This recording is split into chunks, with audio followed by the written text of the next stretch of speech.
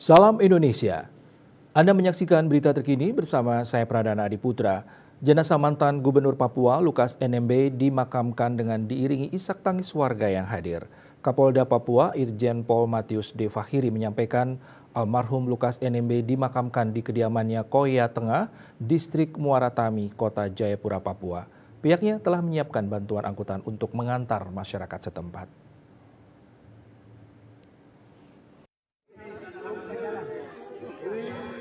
Warga Jayapura menghadiri pemakaman mantan Gubernur Papua Lukas NMB pada Jumat 29 Desember sekitar pukul 14.30 waktu Indonesia Timur.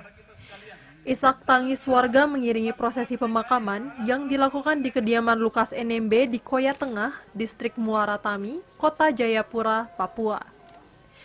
Prosesi pemakaman mendapat pengawalan dari pihak kepolisian bersama TNI yang juga membantu kelancaran warga yang ingin kembali ke kediaman masing-masing.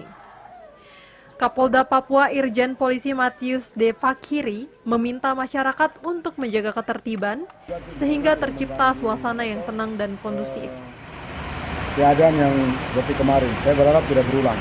Dan tentunya kami pihak kepolisian akan terus memberikan bantuan sampai mereka sampai di titik rumahnya. Nah, kami berharap juga masyarakat yang lain yang kemarin sempat tegang tidak boleh lagi menunjukkan hal-hal yang tidak patut.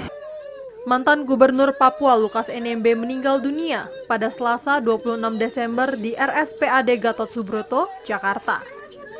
Jenazah tiba di Jayapura pada Kamis pagi pada 28 Desember.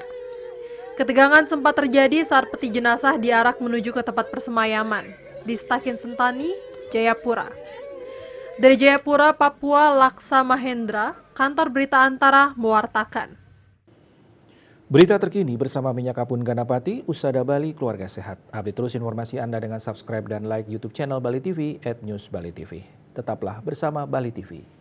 Salam Indonesia.